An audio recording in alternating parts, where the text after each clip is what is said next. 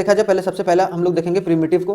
Primitive subsistence farming क्या होता है? तो एक तरीके का सबसे पुराना मेथड है, इसको हम लोग दूसरा बोलते हैं slash and burn agriculture method. मतलब जहां पर क्या करता है, खेतों में जब आप फसल खत्म हो जाता है तो उसके थोड़ी सी चीजें जो है वो नीचे वाली चीजें बच जाती हैं, ठीक है, तो उसको जो है वो जलाकर एक तरीके से फिर वहां पर नई जो एग्रीकल्चर एक्टिविटीज हैं उसको की जाती हैं। इसीलिए हम लोग उसको स्लैश एंड बर्न, स्लैश मतलब आप पहले फसल को काटते हैं, फिर जो बच जाता है प्रणाली वगैरह उसको आप जलाते हैं और फिर से वहां पर खेती करते हैं। तो यहाँ पर याद रखिएगा कि प्रिमिटिव टूल का इस्तेमाल किया जाता है, ये खास करके क्या डो हो गया एंड डिगिंग स्टिक्स वगैरह इस्तेमाल करके वहाँ पर चीज़ों को एक तरीके से लगाया जाता है खेतों में। देखिए जैसे यहाँ पर है तो कुदाल वगैरह का इस्तेमाल करके आप देखे होंगे कि जो चीज़ें होती हैं वो आसानी तरीके से उपलब्ध हो जाती हैं। तो प्रिमिटिव सब्सटेंस फार्मिंग है वाइडली प्रैक्टिस इन स्मॉल, जो छोटे छोटे लैंड है वहाँ पर एक तरीके से इसका प्रैक्टिस बहुत ज़्यादा होता है। और दूसरी बात कि this type of farming is heavily dependent on nature, और ये जो है मतलब अगर कोई स्लैश एंड बर्न एग्रीकल्चर कर रहा है तो जनरली जो इसमें डिपेंडेंसी रहती है वो मानसून पर रहती है कि नहीं, कि मानसून कैसा है भाई इस साल का। अगर मानसून अच्छा हुआ,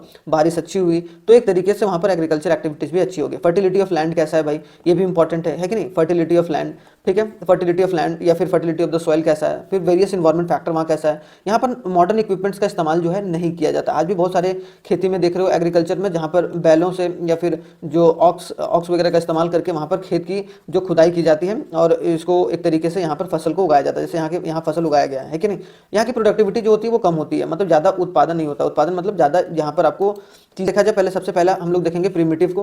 प्रिमिटिव सब्सिस्टेंस फार्मिंग क्या होता है? तो एक तरीके का सबसे पुराना मेथड है, इसको हम लोग दूसरा बोलते हैं slash and burn agriculture method. मतलब जहां पर क्या करता है, खेतों में जब आप फसल खत्म हो जाता है तो उसके थोड़ी सी चीजें जो है वो नीचे वाली चीजें बच जाती हैं, ठीक है, तो उसको जो है वो जलाकर एक तरीके से फिर वहां पर नई जो एग्रीकल्चर एक्टिविटीज हैं उसको की जाती हैं। इसीलिए हम लोग उसको स्लैश एंड बर्न, स्लैश मतलब